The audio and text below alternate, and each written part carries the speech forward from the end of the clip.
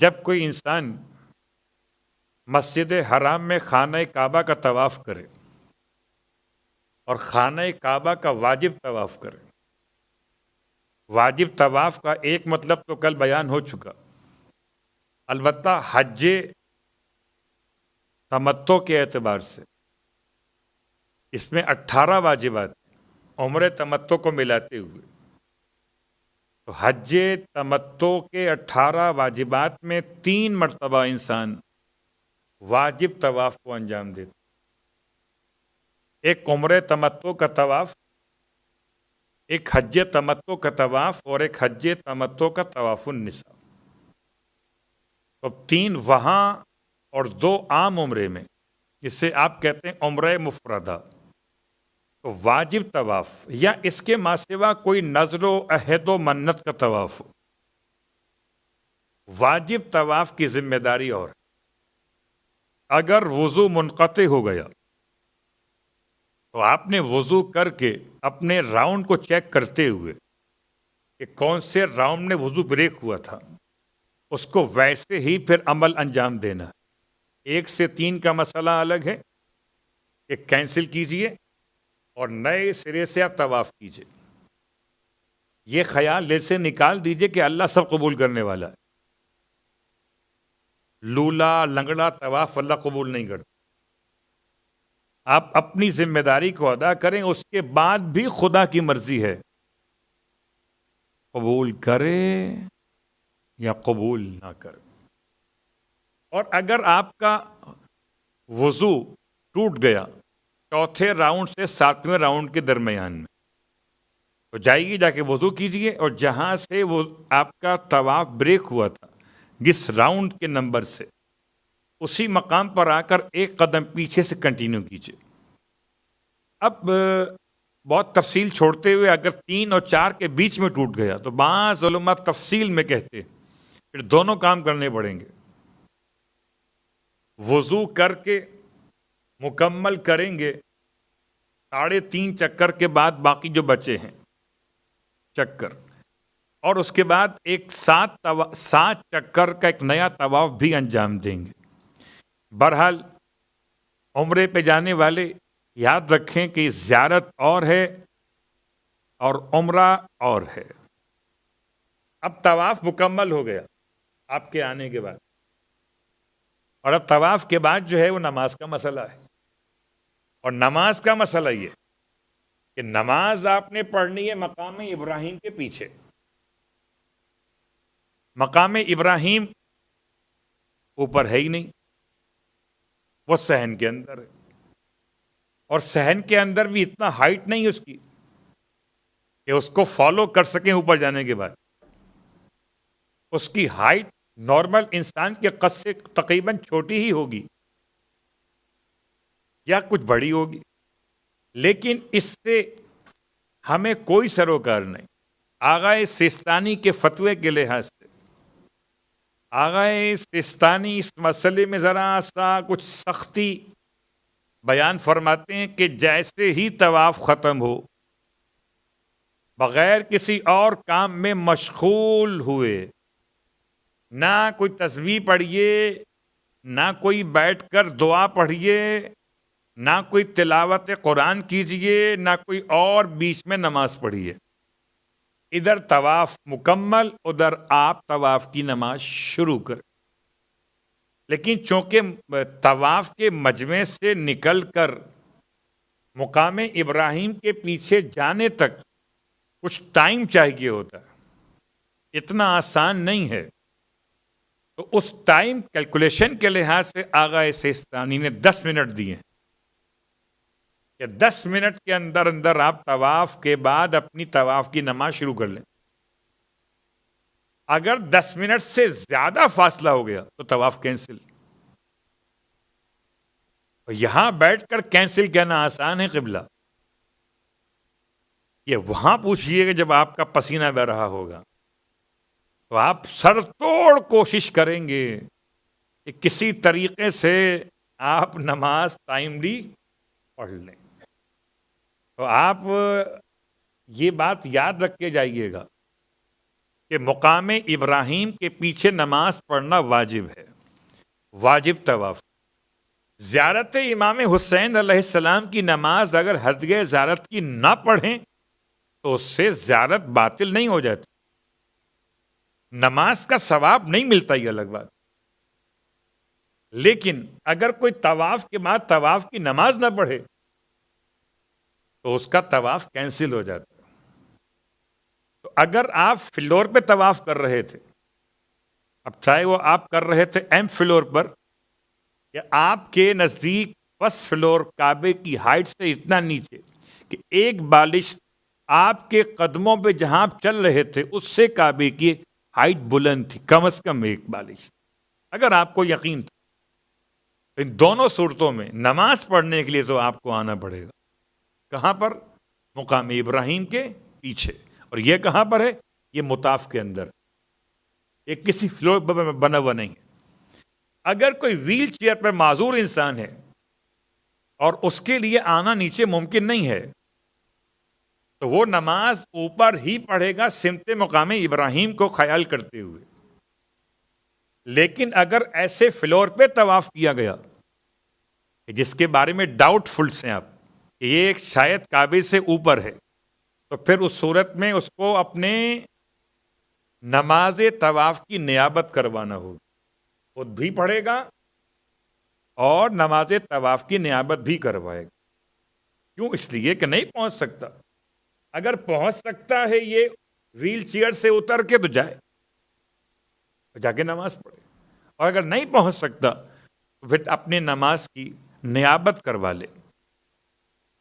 اس کے ساتھ ساتھ آخری مسئلہ اس حوالے سے کہ اب اگر آپ کا یہ دو کام مکمل ہو گئے، طواف اور اس کی نماز، اب اس کے بعد آپ کو تھوڑا سا پروردگار کی طرف سے آسانی ملی، اب آپ اطمینان سے کہیں بیٹھ سکتے ہیں، پانی پی سکتے ہیں، اندر حرم کے اندر، باہر جا کے چائے پی سکتے ہیں، یا اگر آپ کو کچھ کھانے کی خواہش ہو تو کھا سکتے ہیں۔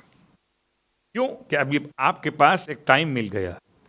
اب وضو رہے تو بہت اچھی بات ہے، نہ رہے تو آپ اگلا واجب بغیر وضو کے انجام دے سکتے ہیں۔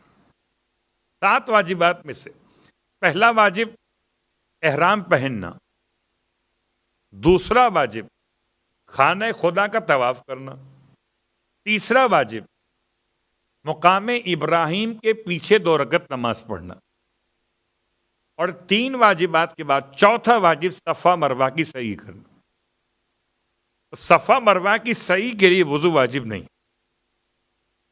شریعت نے بڑا احسان کیا کہ صفا مروہ کے درمیان چلنا ذرا زیادہ ہے تو وضو کی واجب ہونے کی پابندی اٹھا لی گئی ہے، تو سبحان اللہ، نہیں ہے تو کوئی بات، آپ کا واجب انجام پا جائے گا۔ تو صفا مروہ کی سعی سے پہلے وضو کرنا واجب نہیں ہے، اور اگر بغیر وضو کے بھی کر بیٹھیں تو آپ کی سعی غلط نہیں۔ غلط کب ہوگی؟ جبکہ آپ گراؤنڈ لیول کو چھوڑ کر اوپر چلے جائیں گے، اور آپ اوپر خود نہیں جاتے، آپ کو تو اللہ بھیجتا ہے اوپر۔ آپ کی بات نہیں ہو رہی، حرم کی بات ہو رہی ہے۔ حرم میں آپ خود نہیں جاتے اوپر، نارملی حرم کی انتظامیہ آپ کو موڑ دیتی۔ بالکل جیسے ہی آپ قریب پہنچے کہ اب سیڑھیاں اتر کے صفا کی پہاڑی سے قریب ہو جائیں گے، اس سے پہلے ہی بریکر لگا دیے جاتے ہیں، روک دیتے ہیں مجمع کو، اور روک کر اسے موڑ دیتے ہیں اوپر کی طرف، فرسٹ فلور کی طرف۔ اگر مجمع زیادہ ہو تو ایسا اکثر ہوتا ہے، مگر ایسا مستقل نہیں ہوتا، اور نہ مستقل ٹائم کے لیے ہوتا ہے، مشکل سے آدھا گھنٹے کے لیے بند کرتے، 1 گھنٹے کے لیے بند کرتے، اور جب ذرا رش کم ہو جاتا ہے صحیح کے علاقے میں تو یہ کھول دیتے ہیں وہاں کی انٹری۔ کیا کرنا چاہیے؟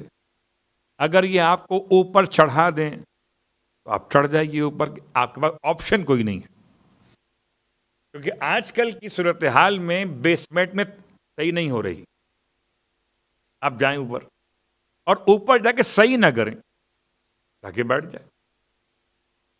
ورنہ ویسے ہی ذرا سا گھوم پھر کے وہاں سے باہر اتر کے مسجد حرام کے باہر کے ایریے سے آپ نکل کر واپس آپ انٹر ہو جائیں وہاں سے جہاں سے پہلی مرتبہ انٹر ہوئے تھے، اور پھر اندر آ کر آپ جو ہے وہ دوبارہ ٹرائی کریں صحیح کے اس علاقے میں جانے کے لیے جہاں سے صحیح گراؤنڈ لیول پر انجام دی جاتی ہے. اور یہ اتنا ٹائم اس میں لگ جائے گا باہر نکل کے وہاں سے ہوتے ہوئے واپس حرم میں آنا کہ آپ کا وہ ٹائم پورا ہو جائے گا، اور جب تک انشاءاللہ راستہ کھل جائے گا. پریشان نہ ہوا کیجئے اب کیا ہوگا، ایسے ہی کر لو، نہیں، شریعت نے ٹائم رکھا ہے.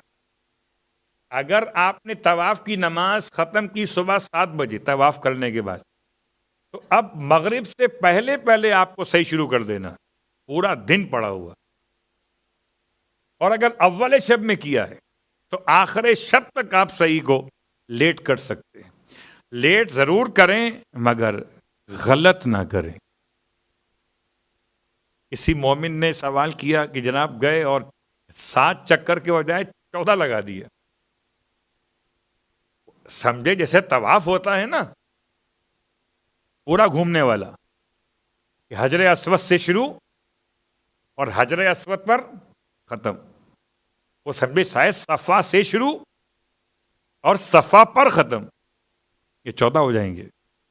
تو بڑھ ہی تو گئے، کم تو نہیں ہوئے. شریعت کہتی یہ بڑھے ہوئے ہمیں نہیں چاہیے، ہمیں تو وہی 7 چاہیے کہ صفا سے شروع ہو، مروہ پہ ایک مکمل ہو، مروہ سے پھر شروع ہو، صفا پر مکمل ہو. تو جانا ایک اور آنا 2، بڑی آسانی ہے.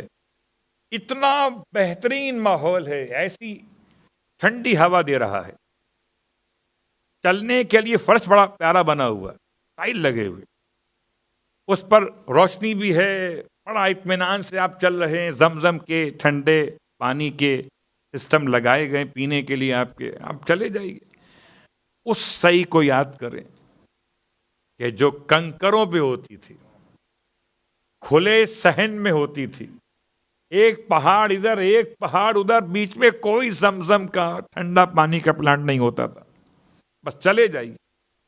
اس وقت جناب ہاجرہ نے اپنے بیٹے کی پیاس بجھانے کے لیے جو دوڑنا شروع کیا تھا، اس کی یاد میں آج کے اس بہترین ماحول کے اندر مردوں سے کہا گیا کہ آپ ہرولہ کریں.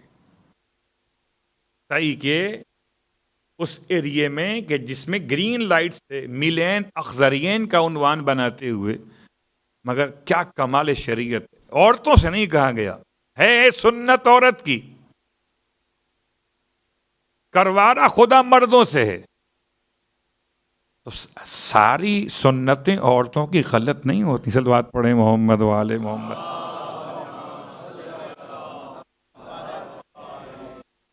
عورت کی سنت ہے، اور کس سے کروا رہا ہے؟ مردوں سے. کیوں؟ اس لیے کہ حضرت ہاجرہ جب دوڑ رہی تھیں تو آپ کو دیکھنے والا کوئی نامحرم موجود نہیں تھا. اور اگر آج کی کوئی کنیز ہاجرہ دوڑے گی تو دیکھنے والی کتنی نگاہیں اسے پڑیں گی. اور خدا نے خاتون کے جسم کا حجاب بھی رکھا ہے کہ اس طریقے سے اٹھے اور بیٹھے کہ اس کی جسم کی وضعیت کسی کے سامنے بے پردگی کے عنوان میں نہ آ جائے. اللہ اکبر.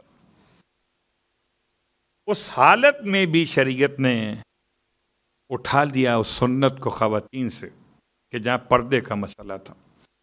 تو خدا انشاءاللہ وہ دن نصیب کرے جب صفا مروہ کے درمیان ہم چلیں اور صفا بتانے والا، مروہ پہنچانے والا وہ ہو جو آدم صفی اللہ کا وارث ہو.